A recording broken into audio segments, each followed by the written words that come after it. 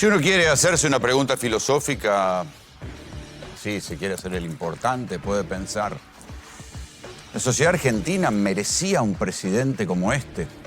Pero no vamos a hacer filosofía, vamos a hacer un poquito de análisis. En todo caso, después de la derrota del domingo pasado, ¿volveremos a tener este presidente, esta versión de Milei, la más agresiva? Porque las urnas le dijeron, momentito, no todo lo que usted está haciendo está bien, por lo menos en el principal distrito de la Argentina, en la provincia de Buenos Aires, y Milei perdió por 13 puntos y pico. Después vamos a analizar qué hizo o qué quiso hacer Milei a lo largo de la semana, pero ¿volveremos a tener un presidente así? ¿Volverá el presidente a tratar de mandriles a los economistas, incluso los economistas ortodoxos, los de su propia biblioteca más o menos, que le dijeron cuidado, que lo que está haciendo va a llevar a una recesión económica, cuidado con abaratar tanto el dólar porque va a poner en crisis los grandes ejes productivos de la Argentina? A ellos los llamó mandriles. Acuérdense lo que pasó con Domingo Cavallo, que le echó a la hija que trabajaba en un organismo internacional. Como Domingo Cavallo escribió un paper bastante elogioso de lo que estaba haciendo Milei, pero criticando el dólar barato, echó a la hija que no tenía nada que ver, y Cavallo tuvo razón. Y eso se vio después con lo que sucedió y con la devaluación que está sucediendo ahora y con la desesperación del gobierno por quemar y quemar dólares de las reservas, del tesoro, de donde pueda, para tratar de mantener el dólar pisado. Pero ¿volveremos a tener el presidente insultador? El presidente que insultaba a los diputados, a los senadores, que decía que los gobernadores no habían hecho el ajuste y que por eso les cortaba la plata. ¿Volveremos a tener esta versión del presidente Javier Milei?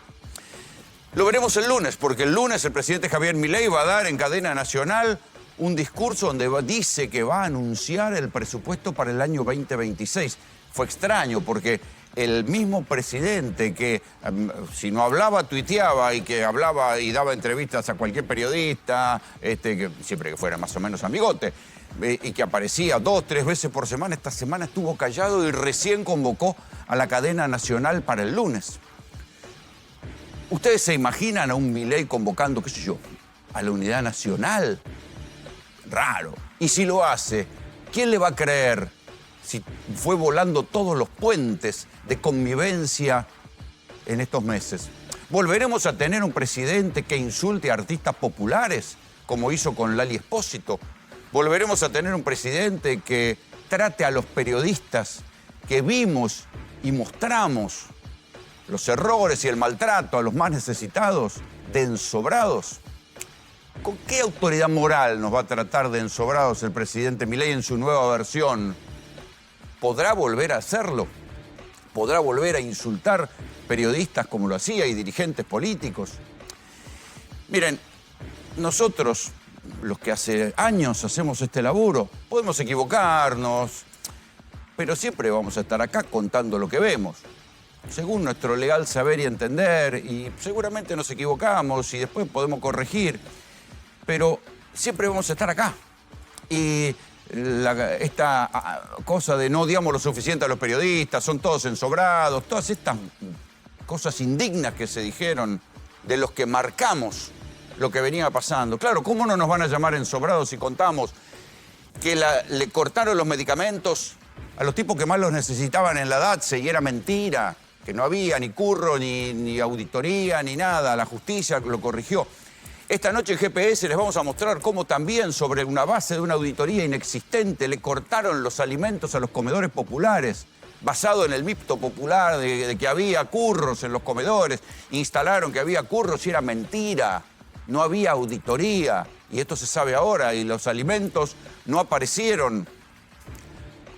¿Cómo no nos van a llamar ensobrados si nosotros fuimos los que contamos que la radiografía esa que mostró Adorni era de una pensión por discapacidad que nunca se otorgó y él lo sabía y lo corroboró después el propio Diego Españolo con sus audios?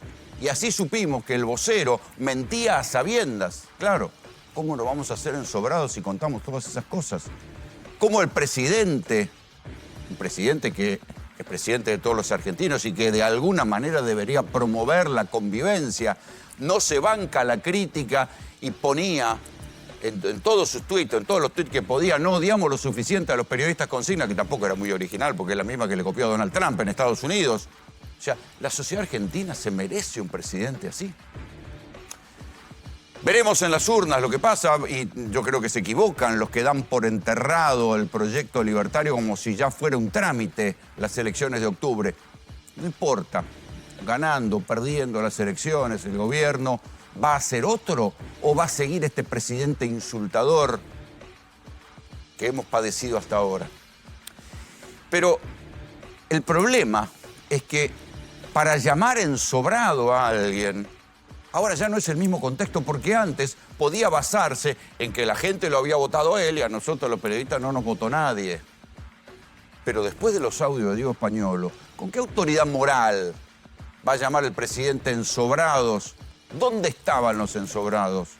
¿Están en los estudios de televisión o están en Casa Rosada? Seguramente Karina debe llevar el 3 o el 4.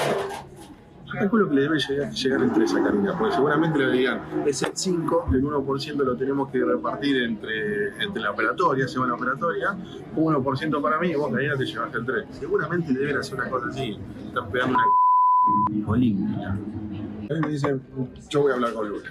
Bueno, vamos a hablar un carajo con Lula, lo voy a agarrar la semana que viene, me voy a decir, Javi, no solamente no hablaste con Lula, sino que hay un periodista que está pidiendo información de todo lo que está pasando. ¿Te imaginas? Estamos hablando de entre medio palo y 800 lucas de medicamentos por mes. Lula me quiso meter una mina en una dirección nacional, lo frisé. Me quiso meter de recursos humanos, lo frisé. No le dejé meterme nada. Acá solamente me metió el más importante de todo, por Karina, para chorear. Siempre hay que recordar que mientras había estos manejos en la Agencia Nacional de Discapacidad, por otro lado, le negaban aumentos a las pensiones de discapacidad y le negaban aumentos a los terapeutas. Finalmente, después de mucho resistir, ahora el Congreso ratificó la ley y estamos a horas de que se defina si el presidente la va a judicializar o no, porque si no la ley va a entrar en vigencia. Pero fíjense lo que resistieron para no pagar lo que corresponde a los discapacitados y a los terapeutas. Y además, los recortes, la cantidad de recortes que hubo en las pensiones por discapacidad, no se produjeron porque hubieran encontrado pensiones truchas. La mayoría de esos recortes se produjo porque las cartas no llegaron. Y ahí uno puede tener la sospecha de que ahí hay otro curro, porque el correo Andreani no logró entregar la mitad del millón de cartas casi que tenía que mandar. Es decir, che, tan ineficientes son. ¿No era que lo privado era más eficiente que lo público? Bueno, la mitad de las cartas que tenía que mandar Andreani, el correo privado eficiente, no llegaron. ¿Por qué no llegaron? Y a partir de eso, de que las cartas no llegaron, le empezaron a cortar las pensiones a los discapacitados. Hace 2 semanas nosotros les mostramos los casos tremendos de discapacitados, evidente, un señor que le faltaba un ojo, una mujer renga de nacimiento que le decían, los hacían ir, le habían cortado la pensión porque no le había llegado la carta, los hacían ir y le decían, ¿sabe qué? Vamos a ver si usted es discapacitado, pero me falta el ojo, señor, vamos a estudiar su caso. Y así siguen. Entonces, mientras tanto, ahora se sabe que del otro lado estaba este curro, este mecanismo que lleva a la Casa Rosada. ¿Y cómo sabemos ahora que llega a la Casa Rosada? Hay que detenerse en lo que pasó el jueves pasado, cuando se presentó a declarar Fernando Cerimedo. Fernando Cerimedo fue un tipo importantísimo en la comunicación por redes de Javier Milei. Importantísimo. Tipo que formado en Brasil con la gente de Bolsonaro que vino acá a trabajar con Milei. Bueno, Cerimedo dijo, sí, lo que dijo Españolo, yo lo sabía porque yo se lo escuché contar a él. Cerimedo en verdad fue a decir, como ya había dicho en una entrevista, que él no había grabado los audios, que su esposa había trabajado en la Agencia Nacional de Discapacidad, pero que él no había grabado los audios. Pero lo que declaró es el primer testigo que por afuera de los audios corrobora que lo que decía Españolo también se lo había dicho a él. Escúchenlo. Esto me lo contó en cuotas, en partes, me lo iba contando. Pero en el audio, clarito, él cuenta una situación que debía, si fue así como él dice, debería haberla denunciado. En eso coincidimos. Ahí tienen. Ese Fernando Cerimedo, todo lo que dijo primero en una entrevista en radio, se presentó a la justicia y lo dijo. Algo pasó con lo que declaró Cerimedo, porque inmediatamente hubo nuevos allanamientos. le fueron a buscar una caja de seguridad al propio Diego Españolo, donde le encontraron creo que $80.000, y Españolo dio de baja a los 2 abogados y ahora se verá quiénes son sus nuevos abogados. Se declarará arrepentido. En verdad, a él se lo puede acusar de un delito menor si es que no se le comprueba que se llevaba una parte de la plata que en sobreprecio se empezó a cobrar la droguería suizo-argentina. Sería un delito menor porque, digo, es incumplimiento de los deberes de funcionario público, con lo cual queda servido para que Españolo se convierta en un arrepentido. Pero dejemos un poquito el escándalo ese y volvamos a qué Milei va a seguir gobernando. Porque lo que nos preguntábamos recién, en las formas, ¿será el Milei insultador? Bueno, ya sabemos que los vetos se mantienen. Y si no, pregúntenle a estos 3 gobernadores, que son Cornejo, Frigerio y Esdero, ¿no? Que se reunieron con los muchachos de lo que ahora se llaman la Mesa Federal, Franco Caputo y Leandro Catalán.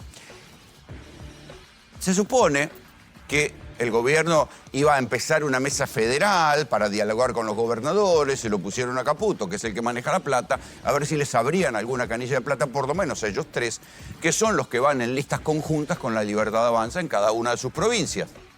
Inmediatamente después de la reunión, ¿qué fue lo que pasó? Vetaron una ley que promovían los gobernadores, entre ellos, o sea, incluidos estos 3 gobernadores, que era la ley para que los adelantos del Tesoro Nacional se distribuyeran y se utilizaran de otra manera.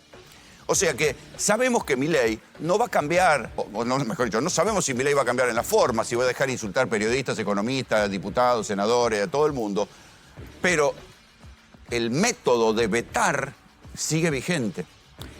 Vetó la ley de emergencia universitaria, con lo cual va a haber otra mega marcha este miércoles para insistir en que diputados ratifique la ley, y después será el Senado y después volverá.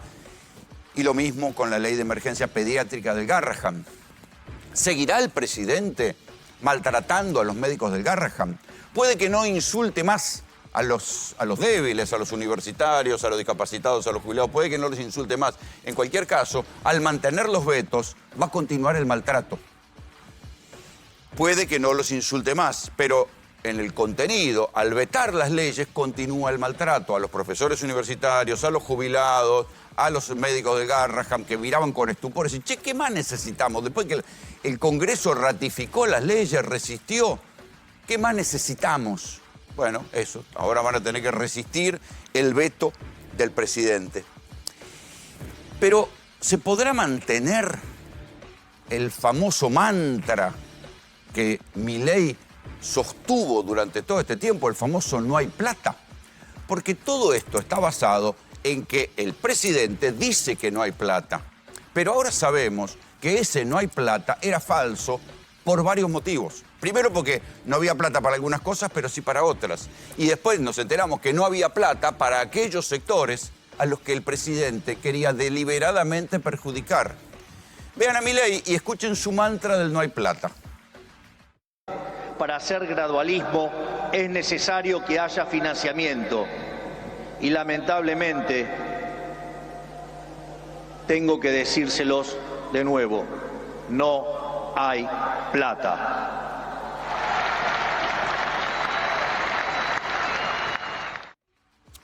Pero entonces ahora, después de 1 año y pico de gestión, se ve que no había plata para algunos, pero sí para otros. No había plata entonces para los que molestaban, para los universitarios, para los jubilados, para todos esos no había plata. No había plata para los comedores populares, no había plata para los discapacitados, no había plata para las universidades. Ya sabemos, las universidades son una incubadora de zurdos, todo eso lo sabemos. Pero fíjense, plata hubo para la CIDE. Y después se supo que el plan integral nacional de la CIDE contemplaba hacer espionaje interno a periodistas, a políticos, a movimientos sociales, algo que está prohibido por ley. Y la propia Comisión de Inteligencia le tuvo que decir, señor, esto no se puede hacer. Ahí hubo plata, $100 millones primero y una ampliación de 25 millones después. Para comprar aviones de combate viejos a Dinamarca, que eran camiones de Estados Unidos, que estaban en Dinamarca, ya los había dado de baja por obsoletos, ahí hubo plata. para pagar las tasas delirantes que se están pagando a los bancos para mantener el dólar barato, el carry trade, el negocio de la timba financiera de los amigos de Caputo, ahí hubo plata. Para bajarle los impuestos a los más ricos, para bajarle bienes personales, ahí hubo plata. Para aumentar a los jubilados no había plata. Todo esto ahora, cuando el presidente quiera presentar el presupuesto mañana, se va a descubrir que el no hay plata ya es como el truco que se le descubrió al mago. Cuando uno ve al mago 2 o 3 veces hacer el mismo truco y encontraste el truco, ya no te causa gracia o por lo menos no te asombra. Y además el no hay plata, que hasta acá uno decía, bueno, el no hay plata puede ser una cuestión ideológica. ¿Sí? Dice, bueno, ¿saben qué? No hay plata para esto, pero hay para esto. Y esto es una cuestión ideológica. En definitiva, gobernar también es atribuir los recursos del Estado. Y esto queda al libre arbitrio del presidente, al libre arbitrio del Poder Ejecutivo, siempre respetando las leyes. El problema es que ahora Milei no va a poder aplicar el famoso no hay plata porque está la corrupción metida en el medio. Entonces, no solo va a tener que enfrentar la crítica política del no hay plata, o sea, no hay plata para esto, pero sí para esto, no hay plata para los discapacitados, pero sí hay plata para pagarle fortunas a los bancos para mantener el dólar barato y la bicicleta financiera. Eso es una crítica política. El problema es que ahora se ve que además había plata para pagar sobreprecios. Y esos sobreprecios, los más conocidos son los sobreprecios que empezó a cobrar la droguería suizo-argentina en varios contratos millonarios. Y es lo que está investigando la justicia a partir de los audios de Españolo.